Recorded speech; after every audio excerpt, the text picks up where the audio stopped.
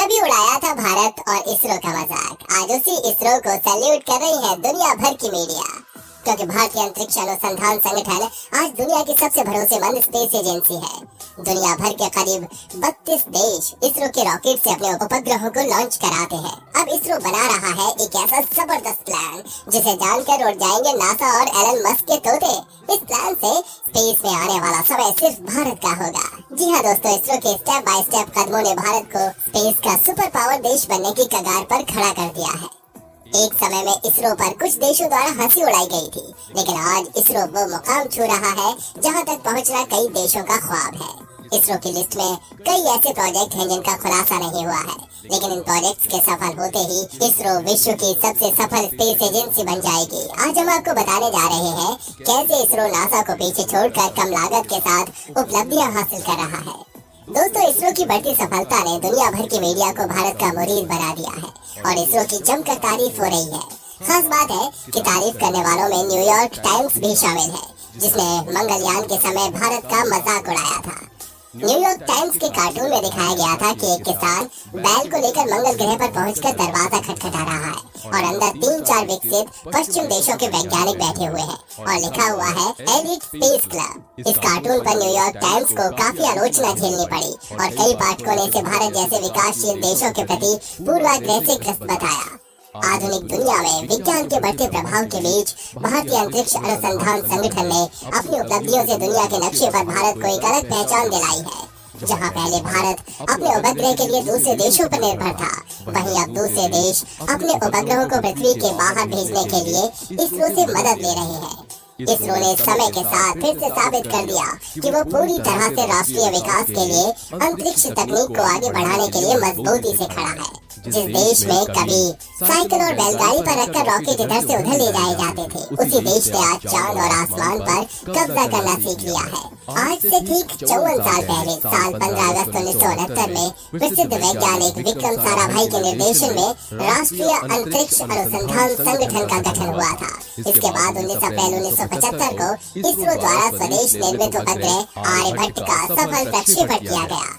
आज से लगभग 44 साल पहले उपग्रहों का साइकिल और बैलगाड़ी से शुरू हुआ इसरो का सफर आज उस मुकाम पर पहुंच गया है जहां भारत अंतरिक्ष के क्षेत्र में दुनिया के सबसे शक्तिशाली 5 देशों में से एक है। एक समय ऐसा भी था जब अमेरिका ने भारत के उपग्रहों को लॉन्च करने से मना कर दिया था। आज स्थिति ये है कि अमेरिका सहित तमाम देश खुद भारत के साथ व्यावसायिक समझौता करने को इच्छुक है। 2019 में भारत ने इतिहास रचते हुए अपने दूसरे चंद्र मिशन चंद्रयान 2 को सफलतापूर्वक छोड़ा था। चांद पर कदम रखने वाला ये हिंदुस्तान का दूसरा सबसे बड़ा मिशन रहा।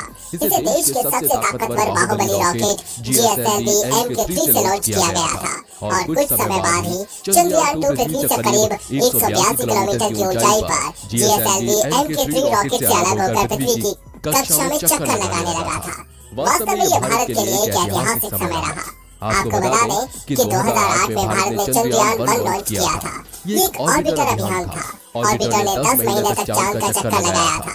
एक बार फिर चंद्रयान 2 के सफलतापूर्वक लॉन्च होने के बाद भारत अंतरिक्ष में एक बड़ी शक्ति के तौर पर स्थापित हो गया। इस मिशन के 2 महत्वपूर्ण मकसद हैं: चांद पर पानी की खोज और वहाँ इंसानों के रहने की कितनी उम्मीदें हैं इसका पता लगाना। वहीं नवंबर 2007 में रूसी अंतरिक्ष एजेंसी रॉसकॉस्मोस ने कहा था कि वो चंद्रयान 2 प्रोजेक्ट में भारत के साथ काम करेगा। इसके लिए वो इसरो को लैंडर देगा। 2008 में इस मिशन को केंद्र सरकार से अनुमति मिली थी। 2009 में चंद्रयान 2 का डिजाइन तैयार कर लिया गया। जनवरी 2013 में लॉन्चिंग तय थी, लेकिन रूसी अंतरिक्ष एजेंसी रॉसकॉस्मोस लैंडर नहीं दे पाई या जानबूझकर नहीं दिया, जिसे इसरो ने एक चुनौती की तरह लिया और बाद में भारत ने खुद स्वदेशी तकनीक से निर्मित अपना लैंडर रोवर बनाया। चंद्रयान 2 में कुल 13 पेलोड है। 8 ऑर्बिटर में 3 पेलोड लैंडर विक्रम और 2 पेलोड रोवर विजम में है। लैंडर विक्रम का नाम भारतीय अंतरिक्ष अनुसंधान कार्यक्रम के जनक डॉक्टर विक्रम साराभाई के नाम पर रखा गया है। दूसरी ओर रोवर विज्ञान का मतलब संस्कृत में इंटेलिजेंस है। कुल मिलाकर इस मिशन की सफलता से ये साफ हो गया है कि हमारे वैज्ञानिक किसी के मोहताज नहीं है। वे कम लागत में कोई भी मिशन पूरा कर सकते हैं।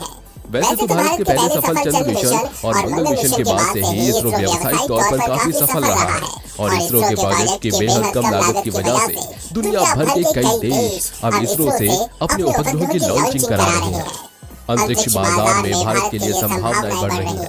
इसरो ने अमेरिका सहित कई बड़े देशों का एकाधिकार तोड़ा है। असल में उन देशों को हमेशा ये लगता रहा कि भारत यदि अंतरिक्ष के क्षेत्र में इसी तरह से सफलता हासिल करता रहा तो उनका न सिर्फ सैटेलाइट लॉन्च के कारोबार से एकाधिकार छिन जाएगा, बल्कि मिसाइलों की दुनिया में भी भारत इतनी मजबूत स्थिति में पहुंच सकता है कि बड़ी ताकतों को चुनौती देने लगे। अंतरिक्ष के क्षेत्र में आज स्थिति ये है कि अमेरिका सहित तमाम देश खुद भारत के साथ व्यावसायिक समझौता करने को इच्छुक है।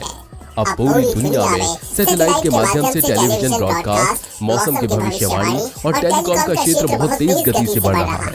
और चूंकि ये सभी सुविधाएं उपग्रहों के माध्यम से संचालित होती हैं, इसलिए संचार उपग्रहों को अंतरिक्ष में स्थापित करने की मांग में तेजी से बढ़ोतरी हो रही है। कम लागत और सफलता की गारंटी इसरो की सबसे बड़ी ताकत है, जिसकी वजह से स्पेस इंडस्ट्री में आने वाला समय भारत के अधिकार में होगा। अमेरिका की फ्यूट्रॉन कॉर्पोरेशन की एक शोध रिपोर्ट में बताती है कि अंतरिक्ष जगत के बड़े देशों के बीच का अंतर्राष्ट्रीय सहयोग रणनीतिक तौर पर भी सराहनीय है। 15 फरवरी 2017 को इसरो ने एक साथ 104 सैटेलाइट लॉन्च करके अंतरिक्ष की दुनिया में इतिहास रच दिया था। 2016 में इसरो ने सिंगल मिशन में 20 सैटेलाइट लॉन्च किए थे। इसके बाद 15 फरवरी 2017 को श्रीहरिकोटा के सतीश धवन लॉन्चिंग सेंटर से PSLV C-37 लॉन्च किया गया। तब इसके साथ 104 सैटेलाइट्स को प्रोजेक्ट किया गया था। इससे पहले सिंगल मिशन में सबसे ज्यादा सैटेलाइट लॉन्च करने का रिकॉर्ड रूस के नाम था, जिसने 2014 में 37 सैटेलाइट लॉन्च कर ये कीर्तिमान अपने नाम किया था। इसरो के अभियान में भेजे गए 104 उपग्रहों में से 3 भारत के थे, जबकि बाकी के 101 satellite Israel, Kazakhstan, Netherlands, Switzerland और अमेरिका के थे। इनमें से एक सैटेलाइट का वजन 730 किलोग्राम था, जबकि 2 का वजन 1919 किलोग्राम था। इस मिशन के बाद इसरो स्पेस लॉन्चिंग के मार्केट में भरोसेमंद प्लेयर बनकर उभरा। इसकी एक बड़ी वजह थी भारत में अमेरिका के मुकाबले सैटेलाइट लॉन्चिंग में आने वाली कम लागत। 104 सैटेलाइट लॉन्च करने का रिकॉर्ड 4 साल तक इसरो के नाम रहा। जनवरी 2021 में अमेरिकी इनोवेटर एलन मस्क की कंपनी स्पेसएक्स ने एक ही मिशन में 143 सैटेलाइट लॉन्च कर इसरो का रिकॉर्ड तोड़ दिया। आपको बता दें कि हाल ही में इसरो ने रीयूजेबल लॉन्च व्हीकल का सफल परीक्षण भी कर लिया है। साथ में इसरो ने अंतरिक्ष यान की ऑटोनोमस लैंडिंग सफलतापूर्वक हासिल की है। इसरो की ओर से जारी एक बयान में कहा गया है, भारत ने कर दिखाया है। DRDO के साथ इसरो ने 2 अप्रैल 2023 को तड़के कर्नाटक के चित्रदुर्ग स्थित एरोनॉटिकल टेस्ट रेंज में रीयूजेबल लॉन्च व्हीकल की ऑटोनोमस लैंडिंग का सफलतापूर्वक ऑपरेशन किया। दोस्तों, इन विमानों से डायरेक्टेड एनर्जी वेपन भी चलाया जा सकता है, जिससे दुश्मन की संचार तकनीक को ऊर्जा की किरण भेजकर खत्म किया जा सके। भारत इसी यान की मदद से अपने दुश्मन के इलाके में किसी कंप्यूटर सिस्टम को नष्ट करने या बिजली ग्रिड उड़ाने में सक्षम हो सकता है। इसरो इस प्रोजेक्ट को 2030 तक पूरा करने की तैयारी में है, ताकि बार बार रॉकेट बनाने का खर्च बच सके। ये सैटेलाइट को अंतरिक्ष में छोड़कर वापस लौट आएगा, जिससे स्पेस मिशन की लागत 10 गुना कम हो जाएगी।